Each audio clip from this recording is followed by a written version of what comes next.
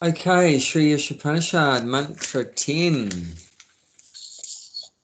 Anyadevahor vidyaya. Nyadahor avidyaya. Nyadahora vidyatya. Iti shushrumadhiranam. Iti sumadhanam. Yena stad vichichakshire. Yen vichachakshire.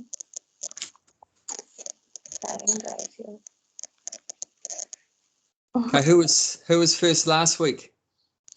I was. I'll go Okay, with it. Narendra, you're on. Anyadevahor vidyaya. Anyadevahor vidyaya. Nyadahor avidyaya. Nyadahor avidyaya. Iti shushrumadhiranam. Iti shushrumadhiranam. Yena tad vichachakshare. Yena stad vichichakshire. Did you just do it from memory? Yeah. Did you do it from memory, Narendra? No. I mean, I probably, if I try to remember it, it won't take much time to remember it now because it's been repeated so many times. But still, I'll, yeah. Okay, Deepa, let's see you do it by heart. Yeah. I don't know. Anyadevahur vidyaya. Anyadevahor vidyaya. Nyadahura vidyaya. Nyadahor vidyaya. Yenastat vichachakshire. Iti sushrumadhiranam. Iti shushrumadhiranam. Yenastat vichachakshire. Yena stad vichichakshire. Oh my God. Soon you'll be chanting it in your sleep. While you're sleeping, it'll be coming out. Oh no, there's that verse again. Oh, In your sleep, you'll be having nightmares about it. no, well, it has fascinated me how you just spout the Sanskrit verses. I mean, ever since I first met you and when I started the classes with you, my God, I was so impressed. Mm. Yeah. Yeah, because I really like them. So it goes better when you really like a subject. I mean, it's the same with anything. If you're really into cooking, it becomes easy. If you're really into mechanics or, car engines or something, or, then it goes well. If you have an enthusiasm for a subject. So it's something I've become attached to learning verses and remembering verses. So that's why. It's a passion which is good. Yeah, it's a passion I've developed. Which is good. I mean, good passion. Yeah. Yeah, passion is there. We just try to use it in Krishna's service. Otherwise, it gets used for things that are not good. So, I mean, I come from a very passionate background, very materialistic, very passionate background, result orientated. So, trying to engage that in Krishna's service. Otherwise, it'll be the death of me, like that. So. Okay, so now we've finished those 18 points, which Prabhupada has quoted from the Bhagavad-Gita, 13th chapter. So let's continue the purport. And very soon Prabhupada is going to mention Bhaktivinoda Thakur, and he's going to be making reference to one of his bhajans. So I'm going to read to you that bhajan from Bhaktivinoda Thakur, which is about this knowledge and so-called knowledge, avidya. It's a song about material knowledge, so we'll read that. But how about Narendra? You start from these 18. Okay. These 18 items combine to form a gradual process by which real knowledge can be developed. Except for these, all other methods are considered to be in the category of these things. Srila Bhakti Vinod Thakura, a great acharya, maintained that all forms of material knowledge are merely external feature of the illusory energy, and that by culturing them one becomes no better than an ass. This same principle is found here in Sri Isho Upanishad. By advancement of material knowledge, modern man is simply being converted into an ass. Some materialistic politician and spiritual guys decry the present system of civilization as satanic. But unfortunately, they do not care about the culture of real knowledge as it is described in Bhagavad-Gita. Thus, they cannot change the satanic situation. Okay, let's stop there. So in the beginning, Prabhupada says, except for these 18 items, all other methods are considered in the category of nescience, which means ignorance. So that's Krishna himself saying that, because these 18 points mentioned in 13th chapter of Bhagavad-Gita, text 8 to 12, Krishna says there that other than this, it's all ignorance. Yada tonyata. Yeah, he says other than these points and everything else is ignorance. So that's not just Prabhupada saying that, that's Krishna saying that. So Prabhupada's repeating that. And then, like I said, Prabhupada's mentioning Srila Bhaktivinoda Thakur, who's a great acharya. So Prabhupada's guru is Bhaktisiddhanta Saraswati. And the father of Bhaktisiddhanta Saraswati was Bhaktivinoda Thakur. So he's one of our more recent acharyas. In Vaishnav culture, usually you don't take initiation from the bodily relatives like the father. Although Bhaktivinoda Thakur, of course, was well qualified to be the initiating guru of his son, Bhaktisiddhanta Saraswati, but that's sort of the etiquette, that you don't take initiation from your parent like that. So he took initiation from a great person named Gorkishore Das Babaji, who was a very close friend of Bhaktivinoda Thakur. But they're all great acharyas, and essentially the message is the same, because they're all representatives of Krishna. Any guru should be a representative of Krishna. If they're not representing Krishna, then they're not a bona fide guru. So the guru takes many forms, but ultimately guru is one. Means guru is God, and anyone that represents God is a guru like that. So Prabhupada's saying here that Bhaktivinoda Thakur maintain that all forms of material knowledge are merely external features of the illusory energy, and that by culturing them, one becomes no better than an ass.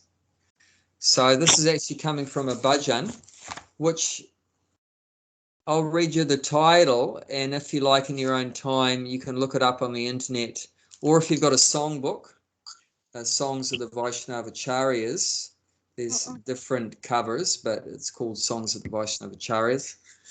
So it's got it in there and under the section of Bhaktivinoda Thakur, but it's called Vidyara,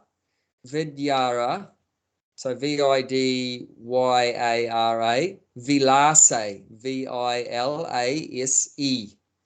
So Vidyara, obviously that means knowledge, and Vilas means pastimes. So in the material world, that's one of our pastimes, how we pass the time, is being educated, right? Getting knowledge. We go to school. How many years you spent at school? I spent 15, 14, about 14 years at school. Yeah.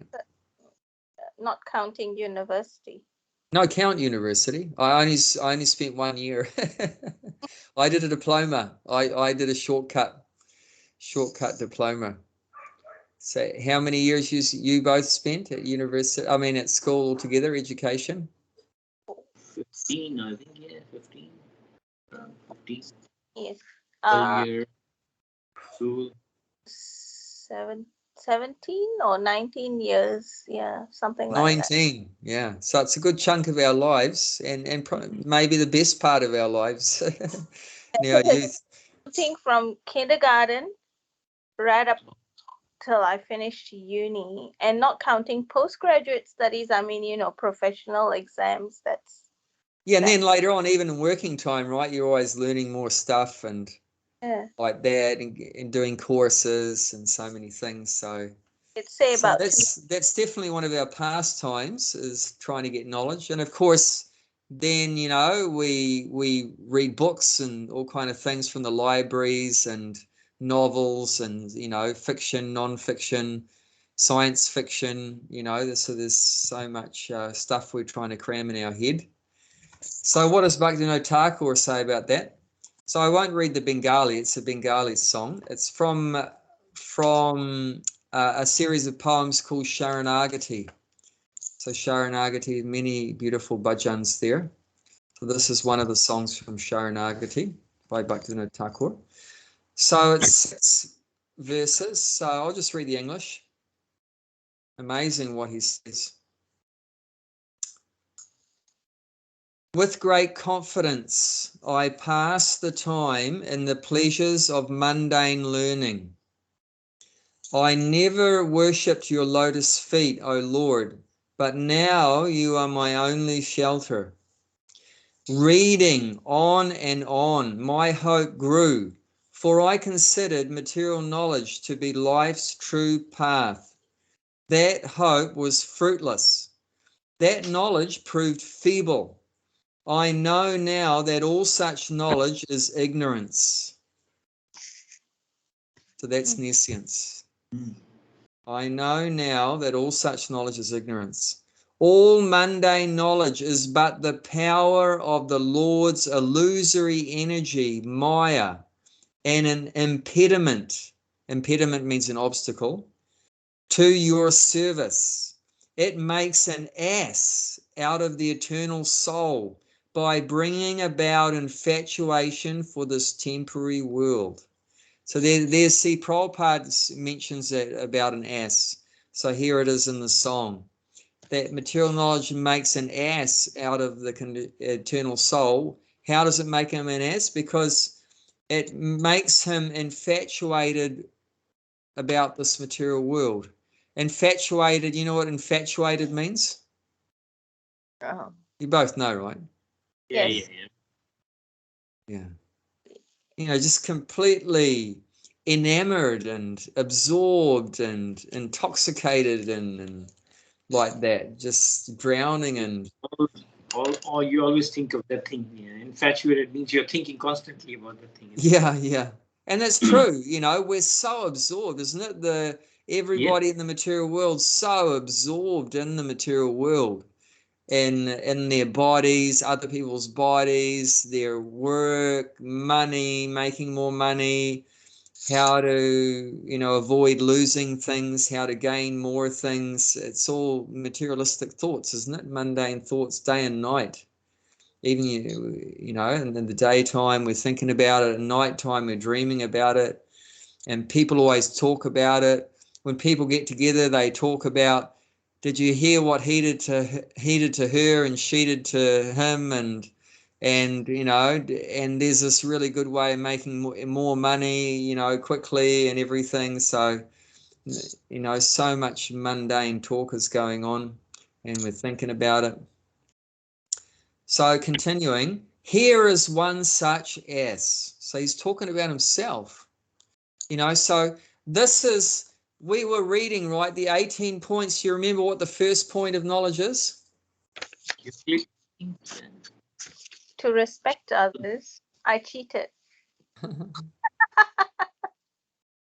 Yeah, and that's involved with, it's coming from humility. So if we go back to the Bhagavad-Gita, that it's amanitvam, humility. So in that, when we're actually humble, then you can truly respect others. You can't respect others if you're proud. So the second of the 18 points is pridelessness, adamvitvan, amanitvam, adamvitvan. So being humble and without false prestige. So we might think, you know, I mean, we shouldn't think that he really is an ass. You know, he's an acharya, but he's so humble and no false prestige. And of course, you know, it was Krishna's arrangement that he did, you know, engage in a lot of materialistic activities earlier in life, and then that changed at a certain point, that he fully took to Krishna consciousness. Even then, I wouldn't say that his early life was fully materialistic. There was Krishna consciousness there. But that was just Krishna's arrangement like that. I mean, he was a court magistrate. He had the highest position possible for an Indian to occupy during the time the British were ruling India. He had 10 children, and so he was very busy, you know, materially maintaining family. And, you know, obviously he had a high education to be able to get that employment as a court magistrate. So anyway, I mean, there's books about his life, his biography and everything as well. We won't go into all that, but it's just, I mean, it can be heartbreaking to read some of his songs because he's just so incredibly humble. And he's not just saying it for our benefit. Of course, it is for our benefit, because this is actually our position, what he's saying. But he's not just saying it for our benefit, putting on a show sort of thing, pretending to be humble. He actually feels this. The Vaishnav actually feels like that, more humble than a blade of grass, it's said. So, and that's why they're able to relish so much love for God. Because in that feeling of incredible humility, that's when our attraction for Krishna is increased so much. You know, there's a saying, right? Opposites attract. You know, God is so great. When we feel so small, then there's an attraction there. If I feel so great, then there's no attraction between me and God. Oh, why do I need God? You know, I'm like God. You know, I'm powerful. I know everything. You know, there's no attraction there. But when we think we're very insignificant, we're very useless, we're very helpless, we're very rotten, fallen, these are the kind of sentiments and feelings of a devotee, then there's so much attraction. I need Krishna. I need you, Krishna. Without you, I can't exist at all for a moment more. My heart is breaking like that. So with those sort of feelings of humility, then there's so much attraction. And also on Krishna's side, Krishna's attracted too. When he sees that we feel dependent on him, we need him. You know, it's just like when your child cries out, what do? Drop everything and run to the child. You drop everything and run. So see, there's an attraction there. Oh, my child is so helpless. They need me. They're depending on me. So when we feel that dependency, then God's there for us. He immediately drops everything and he's there for us. But if you don't need God, I mean, if you think you don't need God and you never cry out to him, never call out to him, then he's never going to come. You know, so there's definitely an attraction there when that humility is there. So he continues, here is one such ass who has for so long carried on his back the burden of material existence. Now in my old age, for want of the power to enjoy, nothing pleases me. Life has become agony now. That knowledge has become ignorance, and the burning pain of ignorance has become intolerable. Mundane knowledge has become just like a pointed shaft. O Lord, there is no other treasure in this world but your lotus feet. This Bhaktivinoda, giving up all mundane knowledge, makes your lotus feet the sum and substance of his life. It's a very beautiful bhajan. We could meditate on that for a long time. There's so much meaning there. These songs of the Vaishnavacharyas, these bhajans, it's said they're the essence of all the Vedas. The conclusions of all the Vedas, they're put in these songs. And many times, we see that, people don't have time to read all the Vedas. But what did they use? How did they used to get the Vedas into them? The village people and that in India. How did they get to know the Vedas? They didn't have time to read all the Sama, Rig, Atharva, Yajurveda, all the Upanishads, the Puranas, everything. They would hear these bhajans from the acharyas, the sadhus, and they would learn them, easy to learn. They're in local languages, like this is Bengali. So for the Bengali people, this is easy peasy, to learn this song. And then that would be the essence of the Vedas. So when they're milking the cow or planting rice, they're singing this. Vedyara vilase katainu kala parama sahaseyami.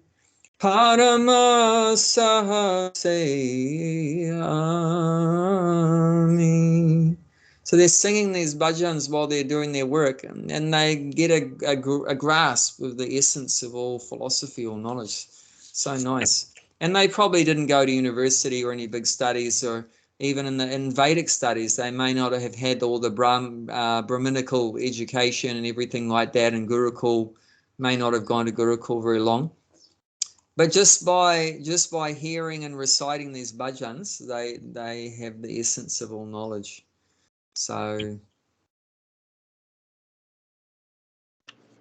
anyone want to say anything about that? Anything that comes to mind from? Yeah, I was just in terms of when we start as a kid or a baby, is the environment.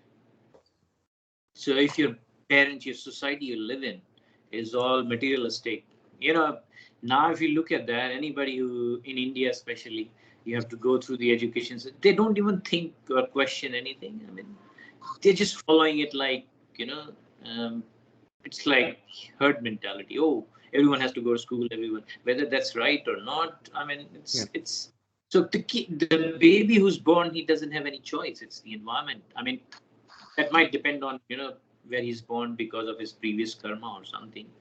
But when you're a kid, it's really your environment which makes you what you are. I mean, so today, I think most of the people are materialistic. So they always think of material. So when you're born, you are in an environment, and then where you're going to go? You're not going to learn spirituality or real knowledge. You will go for the knowledge which is for maintaining your body. That's what it is. I mean, probably. Survival thing, because it's so competitive, and that's how the world is functioning, that you need to be materialistically qualified to be able to earn a living and to that sort of thing. And in India, because there's so many, and it's so competitive. It's because we want more than what we need, basically. I mean, if you look at Bhagavad-Gita, I mean, so many times you have said, Abhay Prabhu, I mean, he has provided everything required. I mean, you don't have to go extra. What we are doing is we are going more than comforting body. We want this, we want that. I mean, it's the whole culture, as he's saying, is a culture of Nisa. It's all going in the wrong direction. But it's also important in the sense that when you go in the wrong direction, then you don't reach your destination, then you look for the right direction, isn't it? So in a way, that's also important. But it can be overcome if we start with, I was listening to somebody, both parents are his devotee, and he's such a good devotee. I mean, I think I've heard Amrendra Prabhu or something at very young age. He was like, he told me that, I mean, in the YouTube, that his both parents were basically devotees. So he's like, I mean, at what age? I mean, it's a very young age actually, and he's such a good understanding of everything. I mean, so it's really environment actually. I mean, and but I think both are important, because when you go in wrong direction, you look for the right direction, and that's the purpose, I guess. And it's the timing. I think when you learn that, oh, this is the right direction, as Bhakti Vinod found out, I mean, at what point of life probably he would have found out. And before that, as we are saying, we are currently, I mean, I'm especially an ass basically, because we are materialistic basically. Not even 1% of spirituality is there. But yeah, but I think that part is also important, because then you look for the right direction. Yeah. Yeah. So why this example of an ass is used is because an ass carries great burden on the back, obviously. They have big weight. The master puts a big heavy weight on the back of the ass. So, but then how can we say that we're an ass? Because what is our burden? It's we take on so many responsibilities in society to maintain our family, maintain our prestige, you know, and take on so many anxieties in the developing our position in this world, you know, that working so hard, you know, to meet all the expenses of the family and build up the empire and everything like that.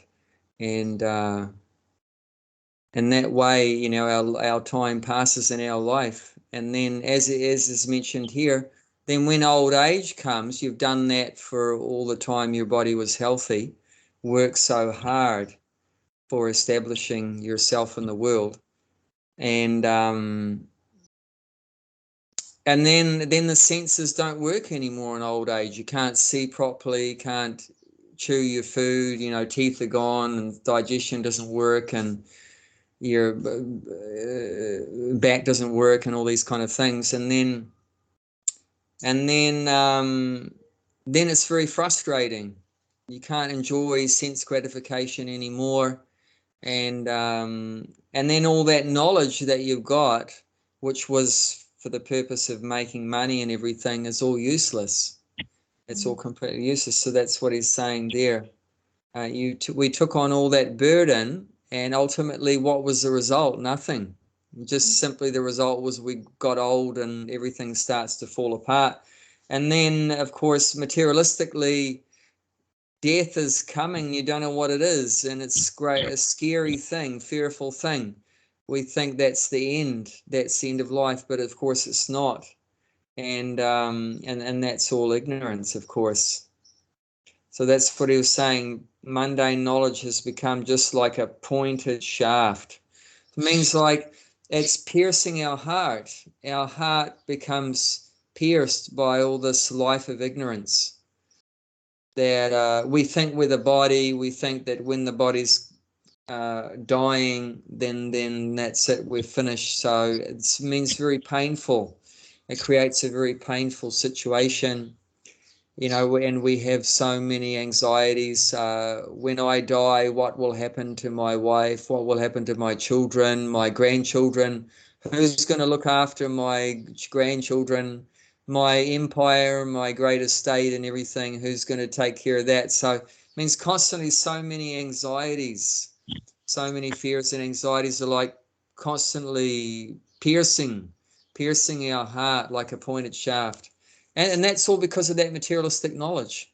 Of course, if you have spiritual knowledge that we're an eternal soul, and when the body dies, we don't die, then that knowledge is not piercing us. That knowledge is freeing us from all the pain. That's setting us free from all the pain. But material knowledge, it creates a very painful situation for ourselves. Yeah, you're the body and you got to enjoy the body.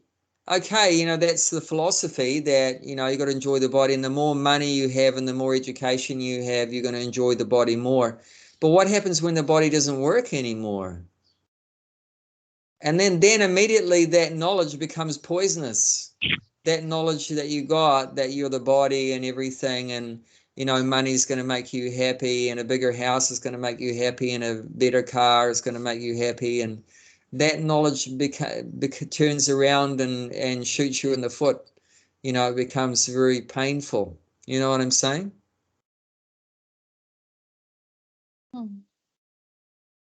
It's because the knowledge is that we can be happy in the material world through manipulating the material energy by getting more money, by working hard, getting more money, everything like that. Sex, drugs, rock and roll, eat, drink, and be merry. This was the philosophy I was brought up with. Then, but that later on in life, that philosophy becomes the cause of so much pain, because you can't enjoy eating anymore, drinking anymore, merrymaking anymore. There's no sex anymore, no drugs anymore, no rock and roll. You know, so all these things are gone. Then what's left? Then you think there's nothing left. Actually, the last part of life for a devotee is the best part. But for a materialist, it's the worst. You can't enjoy your senses anymore.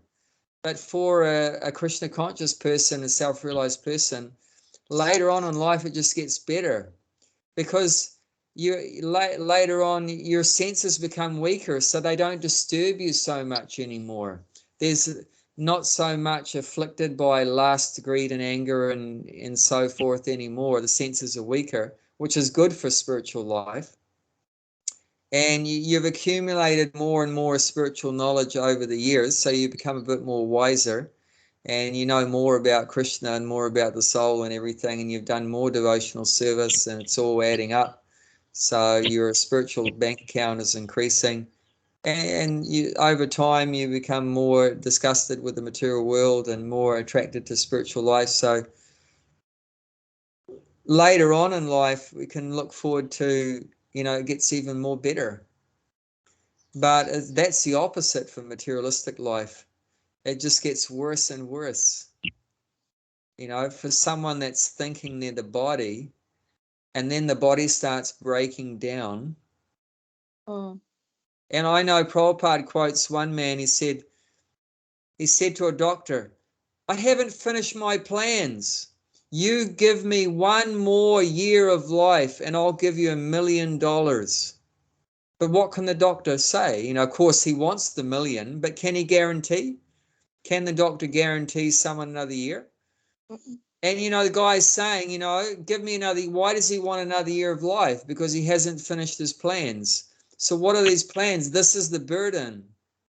This is that we've taken on so much responsibility. You know, I haven't set up my family properly yet. I have to do this. I have to do that. I've got this I have to do. And, you know, so many things I have to get done. I haven't done it. You know, so this is creates a burden of false responsibility. You know, it's all depending on me, you know, like that. So this creates so many just piercing the heart, all these anxieties right to the last moment. And of course, with all these anxieties in your heart, when you die, you know, then you have so many desires of things you want to do. So then you have to take birth again. So not only those things were very painful, those material desires, but they cause you to take another material body.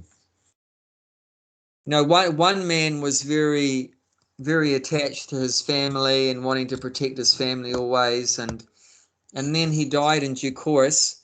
And but because he was very materialistic, he didn't get a better body.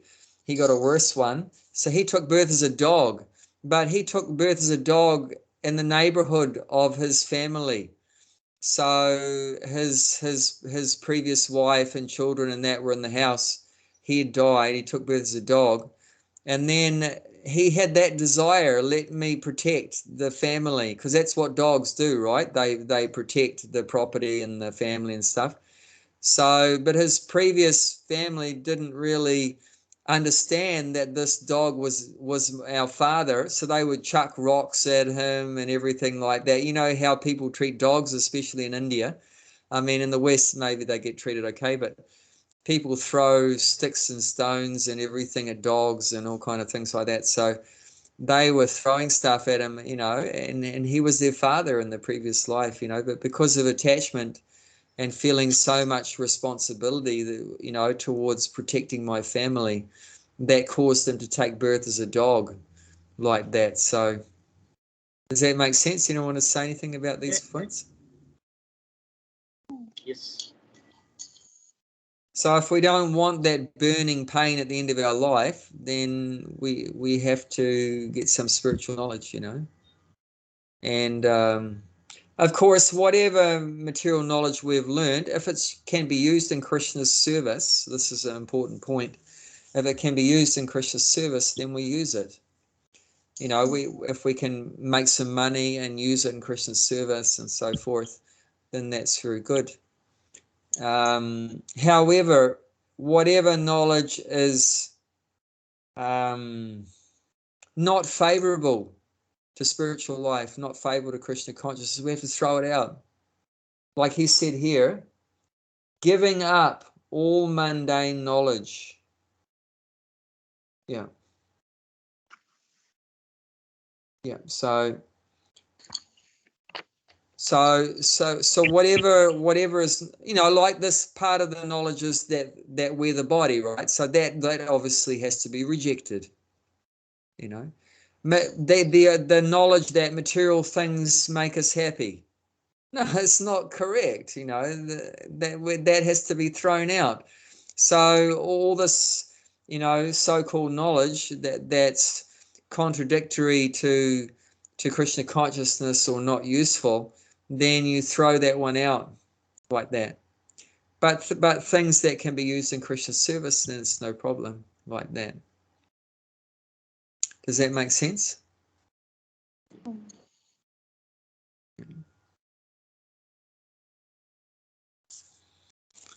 Okay, so let's continue. Deepa, you want to continue reading the purport? In the modern society, even a boy thinks self-sufficient and pays no respect to elderly men. Due to the wrong type of education being imparted in our universities, boys all over the world are giving their elders headaches. Thus, Isopanisad very strongly warns that the culture of nescience is different from that of knowledge. The universities are, so to speak, centers of nescience only. Consequently, scientists are busy discovering lethal weapons to wipe out the existence of other countries. University students today are not given instructions in the regulative principles of brahmacharya, celibate student life, nor do they have any faith in any scriptural injunctions. Religious principles are taught for the sake of name and fame only, and not for the sake of practical action. Thus, there is animosity not only in social and political fields, but in the field of religion as well. Okay, we can stop there. So Prabhupada's giving some examples here about the nescience, about the ignorance that's there. But before we talk about that, just something from the last paragraph I wanted to say, that Prabhupada says some materialistic politicians and spiritual guys decry the present system of civilization as satanic. But unfortunately, they do not care about the culture of real knowledge as it is described in Bhagavad-Gita. Thus, they cannot change the satanic situation. I guarantee he's talking about Gandhi, because this was, I know he used to be a follower of Gandhi, Prabhupada, and this was all, happening at that time that Prabhupada was writing so many of these things.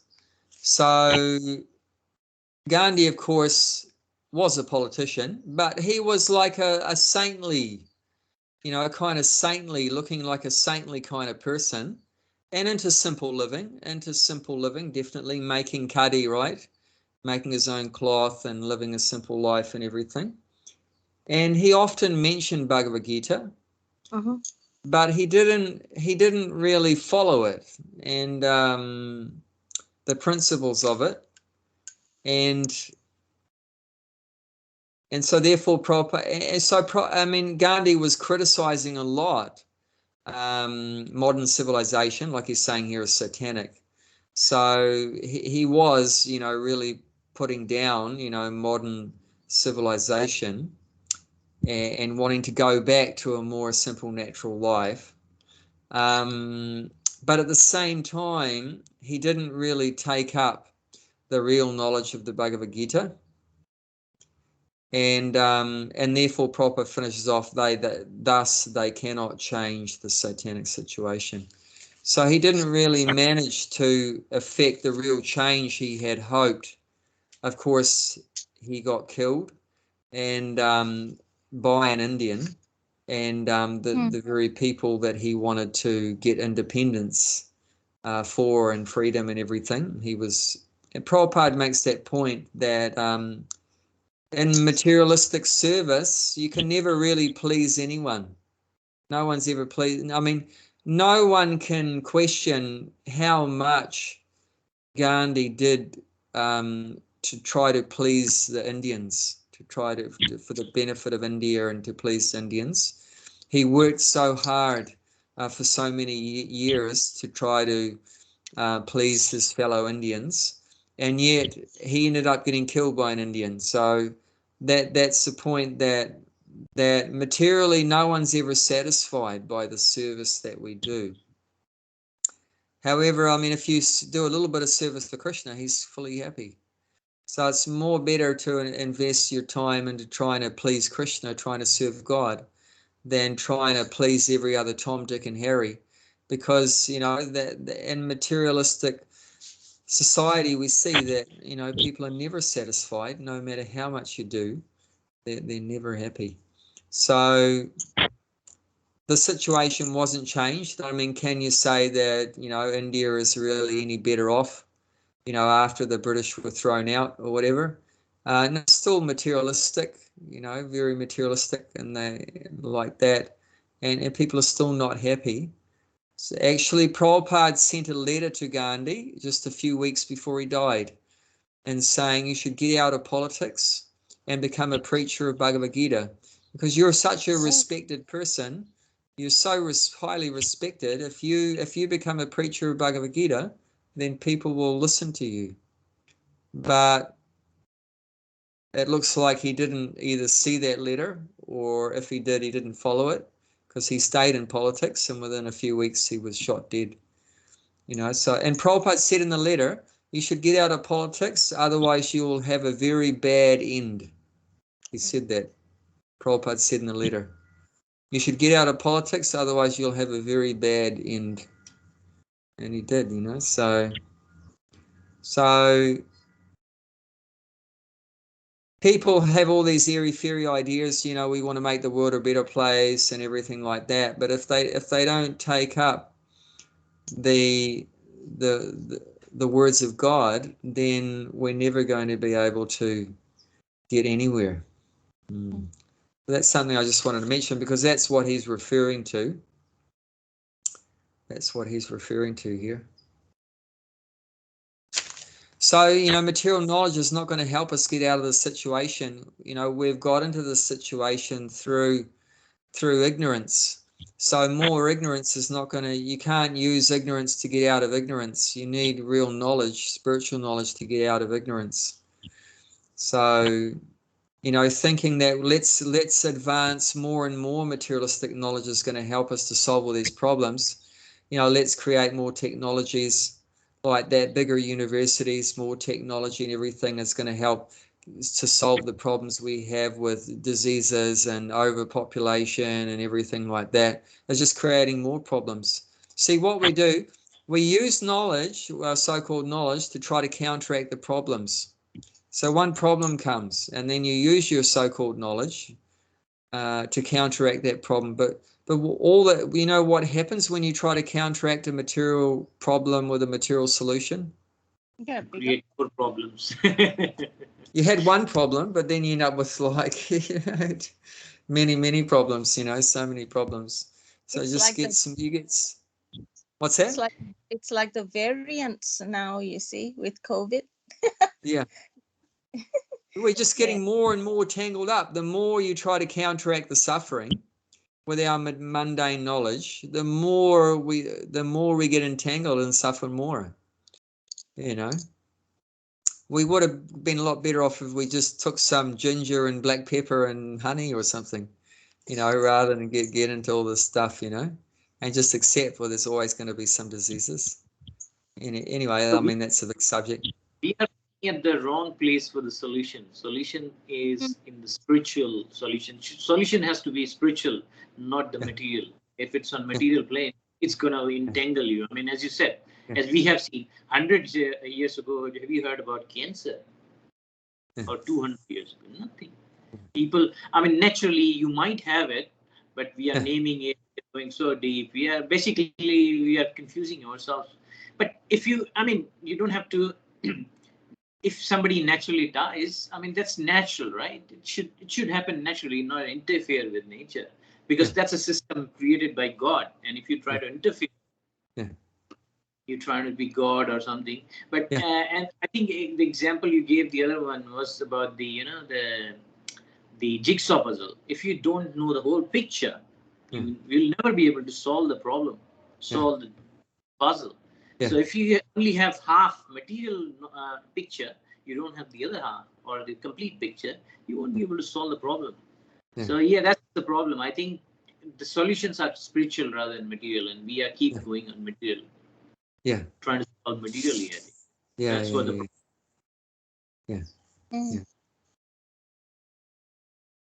And like Bhaktivinoda Thakur said in his song, that this material knowledge is but the power of the Lord's illusory energy, Maya. So Maya is so much stronger than us.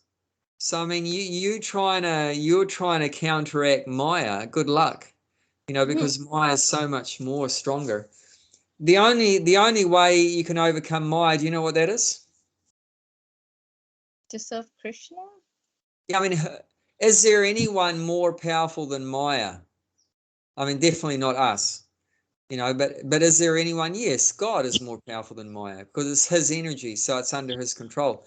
So if you want to escape Maya, get free from the influence of the illusory energy, you have to surrender to Krishna.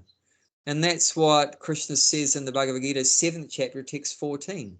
Then Krishna says himself, this illusory energy of mine is very difficult to overcome. But if one surrenders unto me, then he can cross over it. So that's the way to overcome it.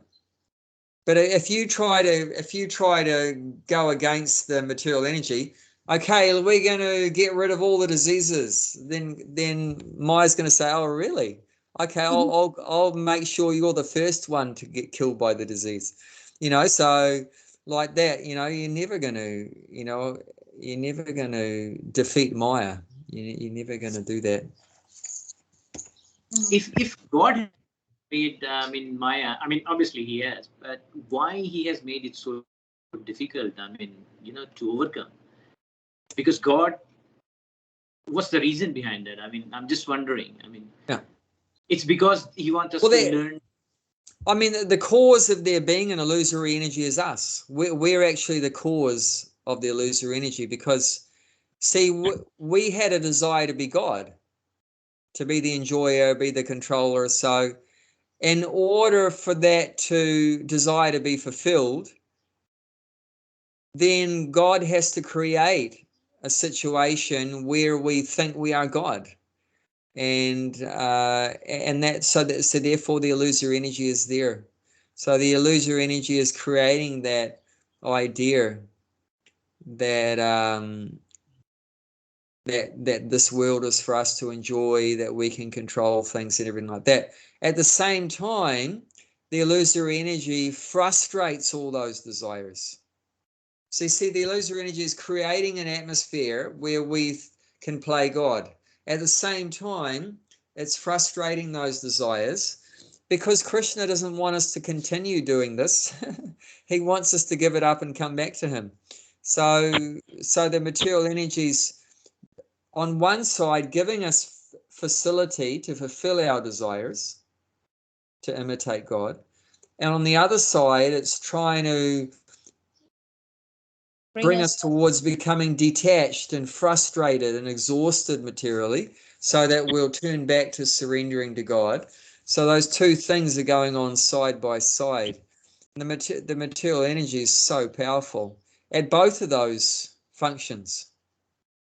I mean, just look at how powerful it is at making us think that we're this body. I mean, it just really seems like, isn't it, that we're the body? And I mean, I never even thought for a second before I met Hare Krishna that I wasn't the body. It never entered my mind that maybe I wasn't the body. I was completely sure that I was the body. So, I mean, the illusory energy is so powerful at making us think that the body is our true self.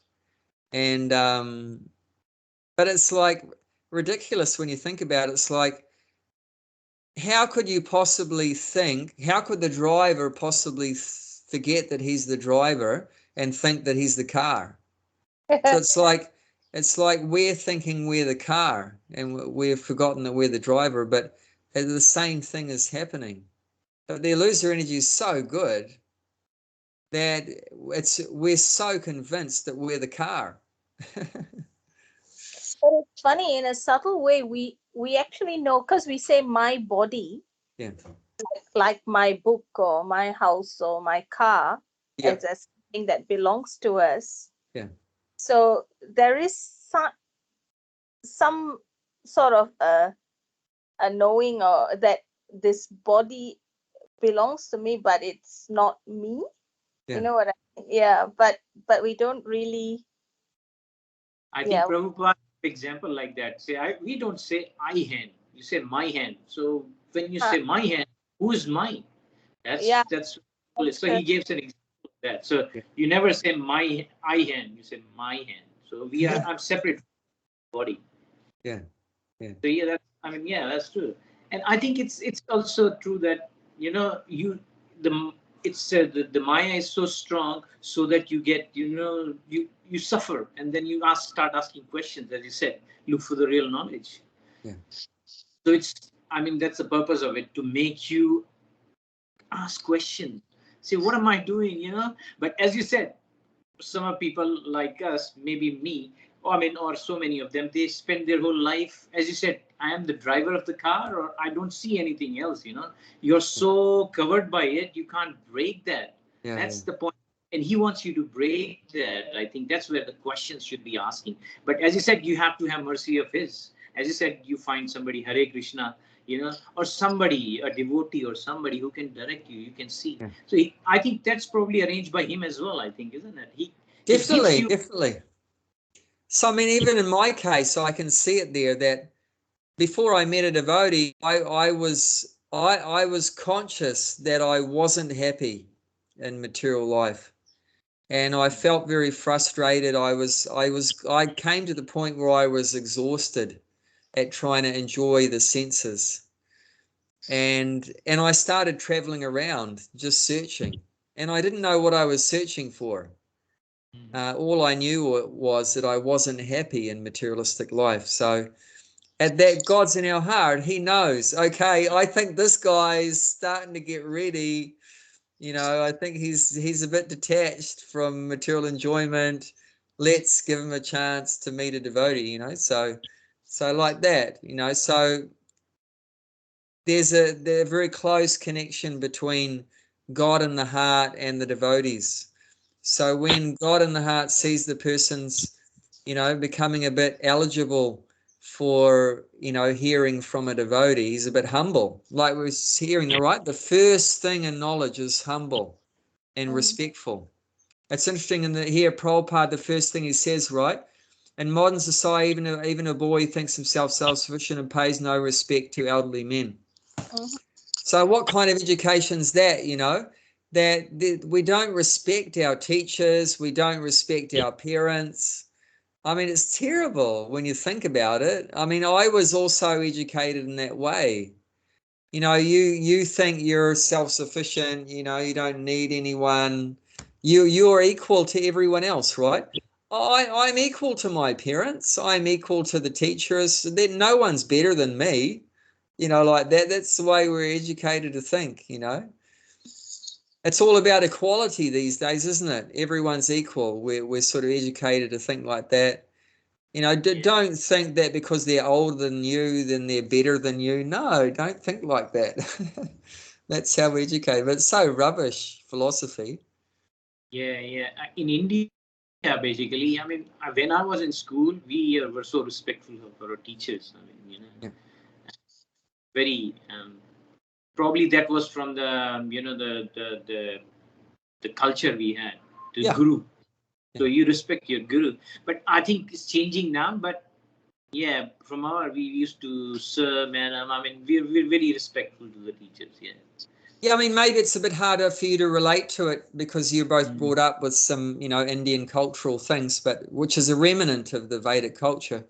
But, you know, in Western education is like terrible in terms of, I mean, you go to talk to any teacher there in Australia about how do your students treat you? They're going to have shocking stories, you know. Yeah. I've got a teacher besides me, and he was telling me he is a primary teacher, and the boys talk to him like, you know, why are you wearing the same shirt you were wearing yesterday?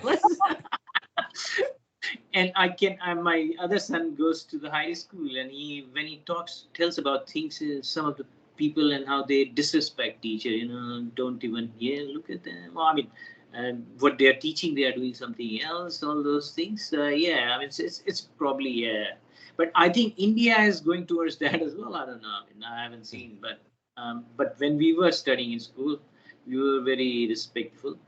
Yeah. But anyway, that's culture going on. I think we don't respect elders. I think that's The system is feeding it, because I think I've told Abhay this before, like when my kids started school here in year 5 and year 3, and they come home after the first day and they were referring to their teacher by first name, and I was just totally shocked. And I went to the school the next day, and I spoke to the teacher, and I said, and I told and said, my boys will call you Mr. or Mrs. so and so. They won't call you by first name.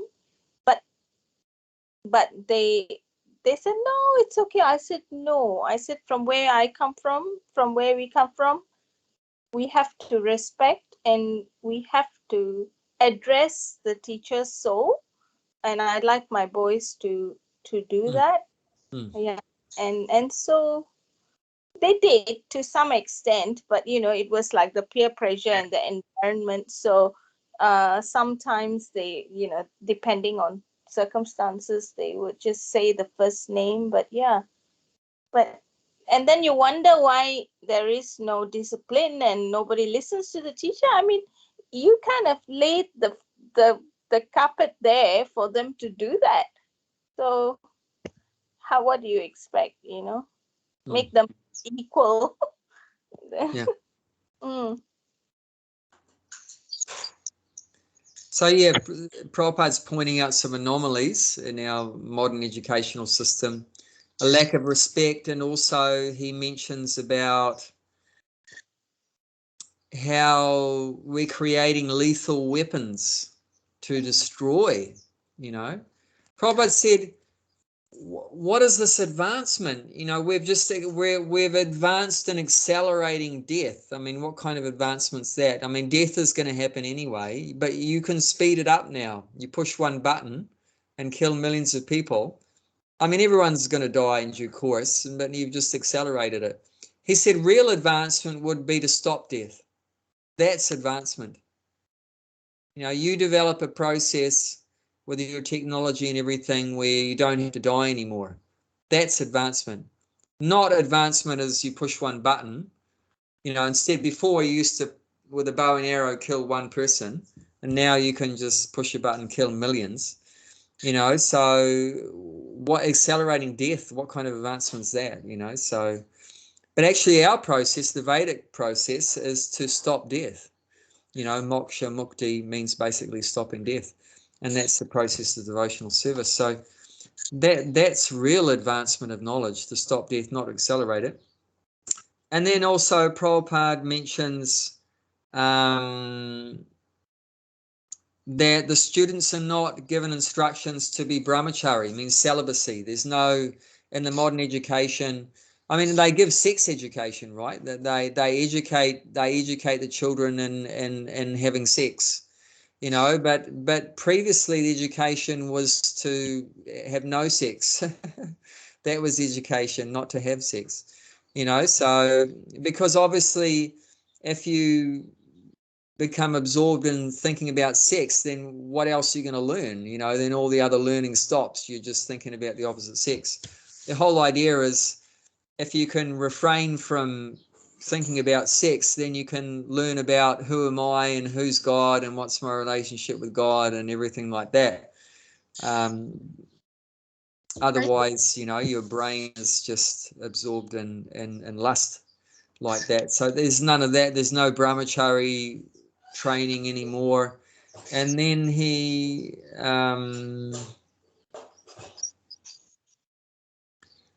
saying that people don't have any faith in scriptures anymore, and that even if people do follow some religion, then they just do it for name and fame, not for, I mean, actually really religion means to love God, but people follow some religion, Christian, Hindu, Muslim, but they don't really love God. It's just all superficial, just external, just go to church and, you know, you got to be in with that crowd and like that and get some and become famous and stuff like that and get some prestige and good for your social life, but they don't actually care about loving God. So it's just all external, superficial.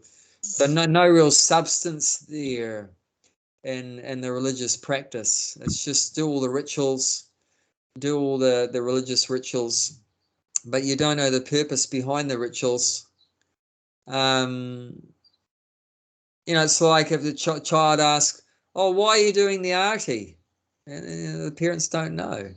Parents don't know, and that's why also it's not surprising that the next generation don't follow the parents in their religious activities, because they never explain to them why, you know, what's the reason, what's the logic, what's the purpose. Because we're brought up in a scientific society, we want to know why, we want to know what's the benefit, what's the reason. So if that is not clearly explained to us, then we won't do it. So we see that's why, you know, a lot of times that the Hindu principles or whatever are not followed by the next generation, isn't it? What do you say about that? You have more experience about that. Yeah, definitely. I mean, I can take my example. We follow things, but we don't understand why we are doing that. We're just doing it. There's some direct. It's like a real knowledge is not given. I mean, in terms of why you're doing, because if the real knowledge is given, then it will stay with us. But if you're just doing it for the sake, and if your parents don't understand why they are doing it, they're not conveying it, or their parents didn't do it properly, or somehow you're not getting the right information, you are, it's kind of Chinese whispers. You imagine things and you do just following it for the sake of following, as you said, for the society of because I'm going there because everyone is doing it, or following, herd mentalities without understanding the thing. That's the problem. And it's gone for too long. I mean, that's why we are going away from the God or the real knowledge. Like my mom used to just, I mean, her puja and all that. She was very religious, but it was just a mechanical process because she would say, "This is how my mother did. This is how I saw her do. Therefore, without, And finding the real why we are doing it. It's coming from Vedic, but the thing is that since it's difficult to understand and somebody hasn't conveyed it properly, or we haven't properly understood, we are just following it without understanding. That's no point actually. I mean, not, but you're still, I mean, doing some of the things, but yeah, to understand in the right perspective and what you're doing is very important, I think. Yeah. Otherwise, it's just motion, Yeah. Whereas in our case, see, we weren't brought up with artis and yagyas and all these kind of things, kirtans and everything. But we were given knowledge, and getting that knowledge, it became, really logical, and so much reason was given that why it's good to do artis and do kirtans and chant japa and everything like that. So we've taken it up. And we would never have done any of those things without knowing why, what's the reason, but because it was so very logically given, the reason, the purpose, so we've taken it up. So if the knowledge is there, automatically the activities will follow. But if you just do the activities without knowledge, then eventually the activities are not going to be able to continue.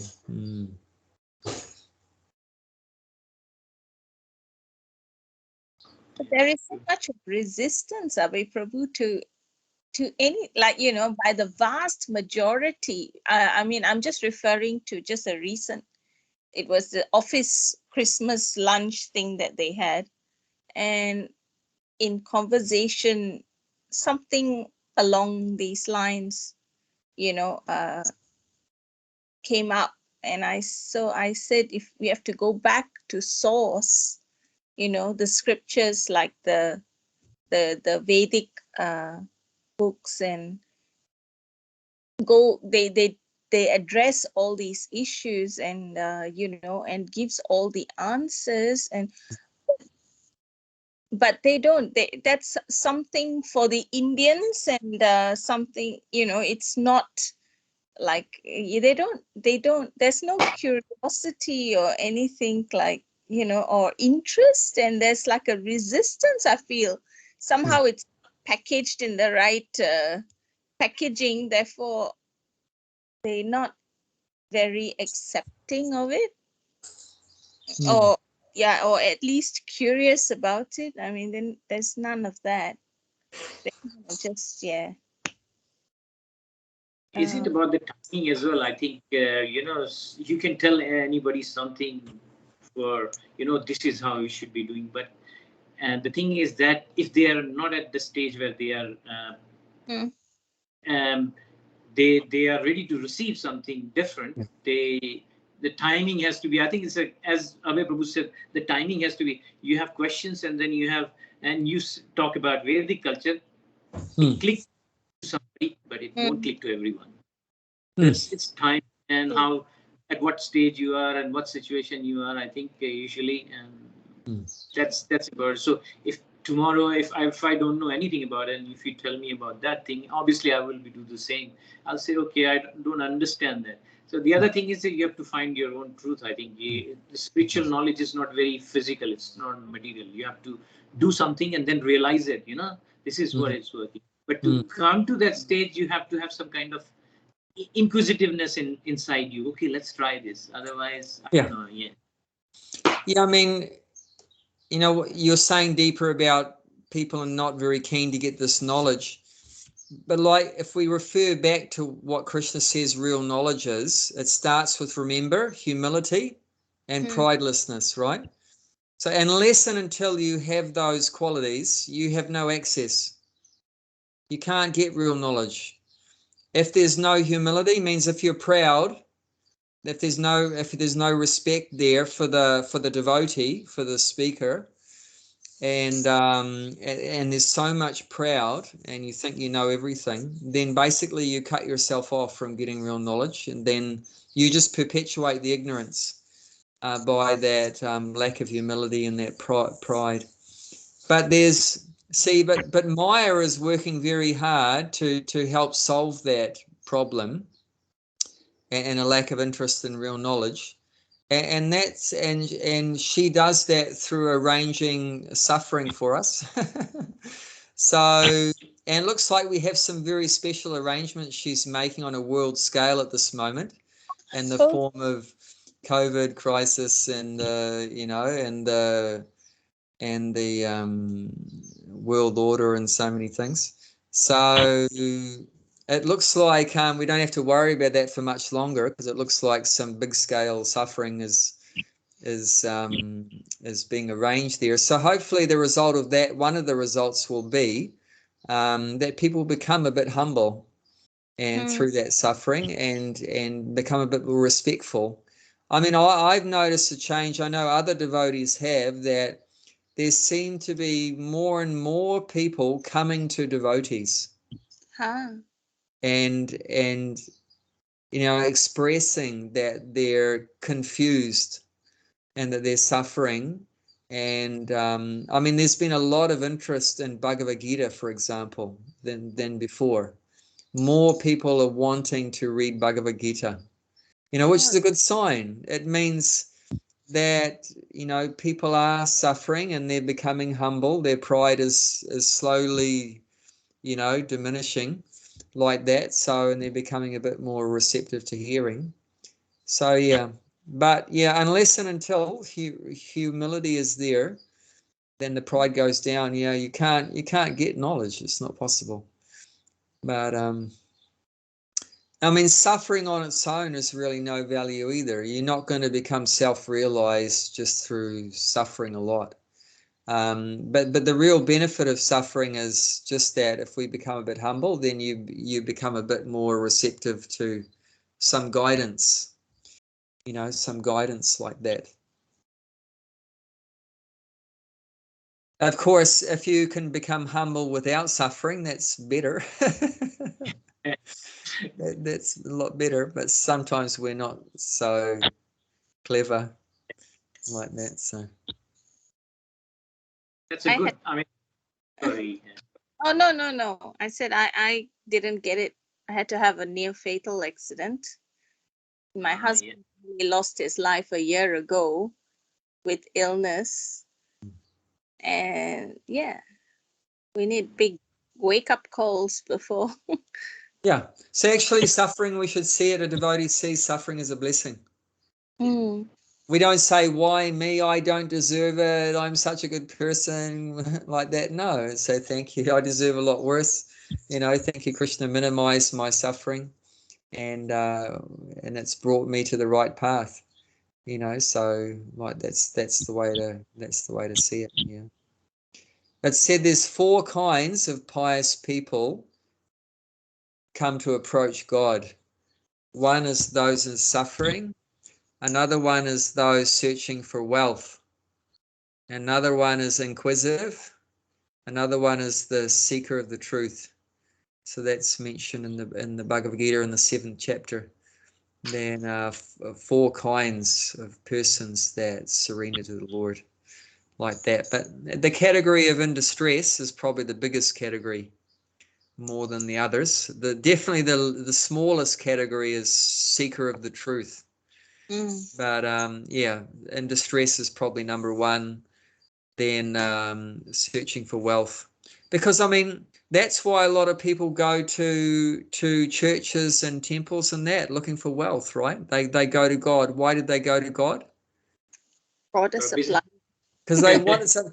Oh, if I go to Balaji temple, my business is going to quadruple and triple and everything like that. And and the Christians are saying, God, give us our daily bread. And so like that, people have an idea, if you go to God, you can get more material prosperity and everything like that. So that's one reason also why people go to God, searching for wealth, and also, like I said, through their suffering. And some people are just inquisitive. They're inquisitive.